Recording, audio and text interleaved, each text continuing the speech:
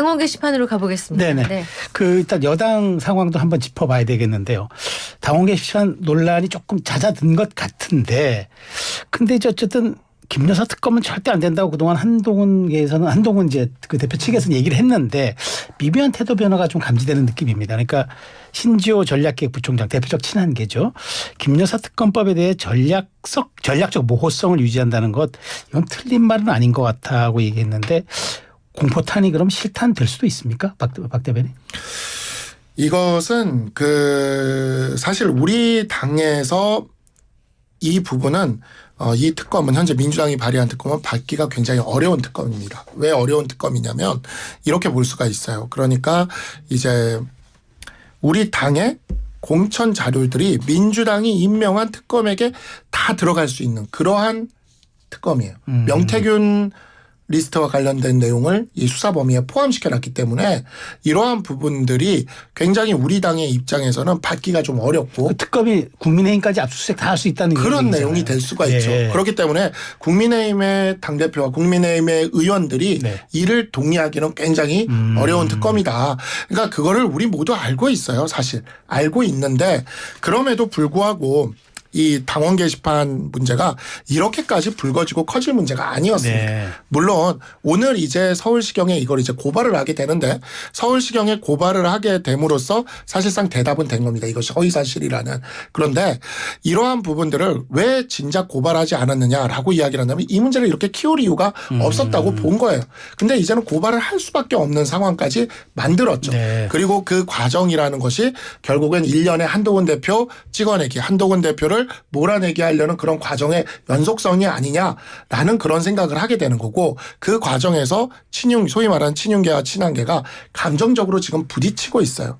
그리고 그 감정적으로 부딪히는 상황에서 나오는 대립이라고 저는 생각을 하고 그러나 이성적으로 생각을 하면 정답은 정해져 있는 사안이라고 생각합니다. 네. 민주당에서는 이탈표 있다고 생각하십니까? 저희는 10일에 그러니까 이번 달 10일에 표결하면은. 이번에 상당 부분 이탈표가 나오지 않을까 그런 기대를 합니다. 왜냐하면은 지금 친한계와 친윤계가 굉장히 감정적으로 부딪혀 있고 또 한동훈 대표가 굉장히 그 김건희 여사 특검법에 대해서 부정적이었는데 네. 전략적 모성을 유지한다. 이거 네. 굉장히 많이 바뀐 그런 태도거든요.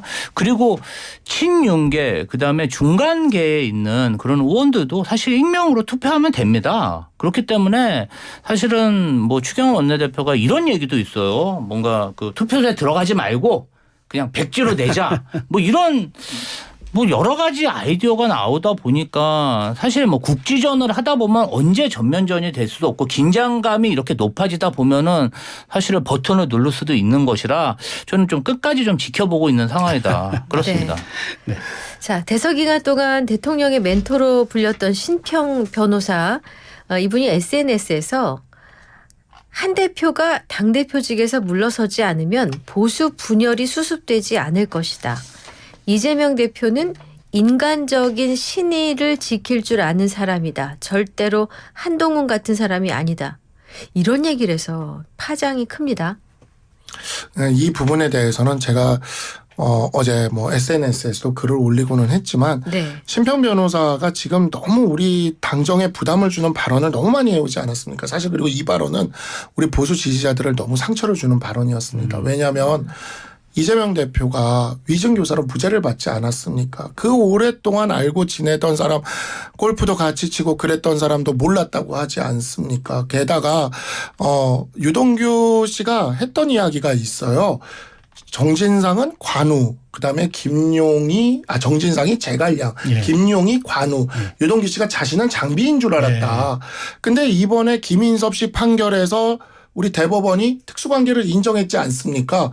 그러면 김인섭 씨는 한 조은쯤 되는 것 같아요. 네. 근데 유비가 살겠다고 관우도 모르고 장비도 모르고 제갈량도 모르고 조은도 모른다고 얘기하는데 이게 어떻게 신의가 있는 겁니까? 신의가 있는 유비면 관우, 장비, 조은, 제갈량을 다 데리고 가야죠. 네. 아무리 무슨 일이 있어도. 근데 그런 이재명 대표에게 신의가 있다라고 이야기를 하면서 한동훈과 다르다라고 얘기하는 건 우리 보수 지지자들의 마음에 대못을 박는 거거든요. 그런 점에서 물론 어제 심평 변호사가 그 뭐 자신은 대통령의 멘토가 아니다라고 이야기는 했지만 그냥 이쯤 돼서는 이제 대통령실에서 좀 선을 그어줄 필요가 있어요.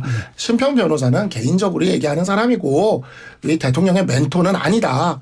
왜냐하면 대통령의 멘토란 이름을 가지고 나와서 이런 얘기를 하니까 계속 언론에도 보도가 되고 계속 이렇게 화제가 되는 거지 않습니까? 저희 프로그램에 나오셨는데 대통령이 멘토가 아니라고 본인이 얘기를 본인이 했습니다. 말씀하셨어요. 예, 맞습니다. 근데 계속 멘토라는 말이 계속 붙어 다니니까. 닉네임이 돼버렸죠.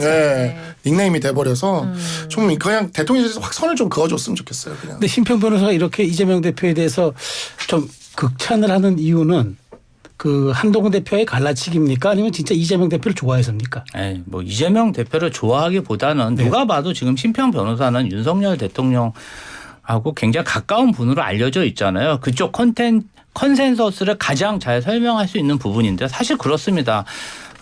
국민의힘 게시판에 논의되는 그러한 내용 자체가 조금 대통령 영부인에 대해서 차마 입에 담을 수 없는 뭐를 이렇게 묶어가지고 가둬야 된다. 인간하게 할 수 없는 그러한 인권 유린적 발언을 사실은 당원이 했다 그래도 문제인데 한동훈 대표의 가족이나 뭐 누군가 동명이인이 했다. 그러면 사실 이런 일이 터지면 여당 대표가 가장 먼저 앞에 서서 이 부분에 대해서는 진상을 규명하고 관련자에 대해서 강력히 처벌해야 되는데 한동훈 대표가 그게 뭐가 문제가 됩니까? 아니 그럴 수도 있지.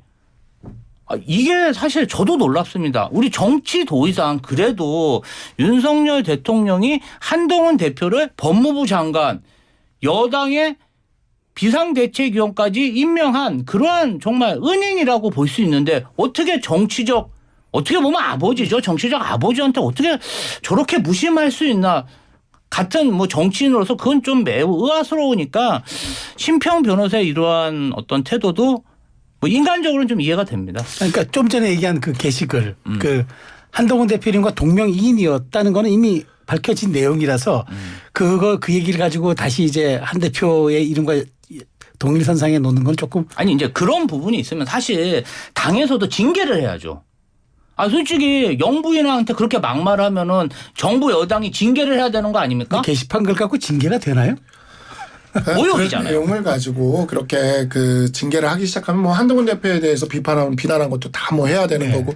그러니까 지금 저는 이 민주당의 이러한 태도도 그러니까 이게 지금 우리 당의 문제점인데 우리 당이 지금 감정적으로 서로 부딪히다 보니까 민주당이 묘하게 여기를 지금 파고들고 있어요. 파고들고는 있는데 사실 소위 말하는 친한계 내부에서는 약간 심평 변호사의 발언, 홍준표 시장이 한동훈 대표가 아니라 차라리 민주당과 협의하라고 했다는 발언, 과거에 함성득 교수가 했던 이야기들이라던가, 그다음에 박영선, 그다음에 이런 총리론 관련된 이러한 이야기들이 나왔던 거 있지 않았습니까? 이러한 부분들에 대한 이야기들, 이러한 부분들을 우리는 조금 이렇게 이제 보면은 쭉 놓고 보면은 뭔가 친윤계가 다른 생각을 하는 건 아닌가라는 그 오늘 보니까 정기수 기자라는 분이 이 칼럼을 썼는데 거기에 그 내용이 있더라고요. 왜 홍준표와 심평에 대해 대통령실은 침묵하는가. 근데 지금 저희가 보니까 또 이제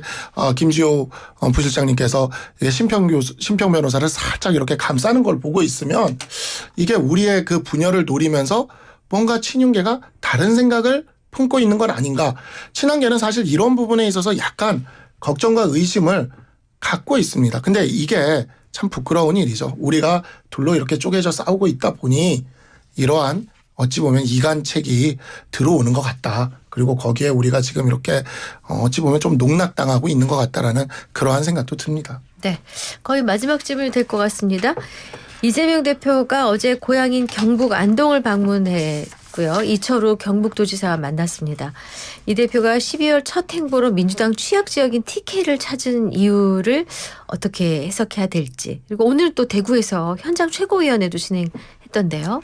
네. 일단은 지금 윤석열 대통령의 국정 지지율이 너무 낮고 나라가 혼란스럽고 경제가 어려운데 뭐 집권 여당은 아니지만 그래도 많은 의석수를 가지고 있는 민주당이 지역에 가서 지역 주민들의 민생을 경청하고 그렇게 활동함으로 인해서 국민들에게 뭔가 안정감을 줄 수 있는 그런 행보라고 보고요. 사실 평일에 가셨으면 좋겠는데 정치 검찰이 6번 기소하면서 일주일에 4-5번 재판을 하다 보니까 평일에 도저히 짬이 나지 않으니까 토요일 날 대규모 장애 집회를 하고 일요일 날 경북에 내려가서 바로 내려가셨더라고요. 토요일 날. 그래서 경북에서 일정을 마치고 오늘은 대구에서 그런 현장 최고위를 하면서 TK 지역에 뭔가 민주당의 세를 넓히고 그다음에 TK 지역에 어쨌든 지금 예산 처리이기 때문에 TK 지역 주민들의 그런 민생 현황도 경청하는 정부 여당을 보완하는 그런 역할을 하고 있습니다. 네. 자, 박 대변인께 짧게 이거 하나 여쭤볼게요.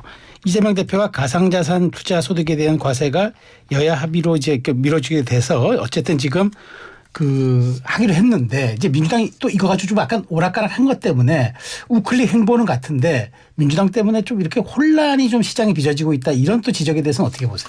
그러니까 제가 민주당이 이건 잘했다고 말씀드리고 싶어요. 네. 잘했다고 이야기를 하고 싶고 근데 이제 민주당 내에서 아마 이에 대해서 굉장히 또 논란이 좀 있는 것 같습니다. 지난번 금투세처럼. 근데 이제 민주당이 진짜 수권 정당이 되려고 한다면 이러한 부분들에서 정말 상식적이고 또 이게 국민들을 위한 거 아닙니까? 네. 이런 국민들을 위한 것에 대해서는 좀 과감하게 움직여주는 모습을 보이시고 그 예산안 영원 같은 거는 그냥 빨리 철회하고 그냥 아니 좀 우리가 좀 심했다 질렀다 그냥 사과한다 요 한마디 정도 하고 협상하면 되잖아요.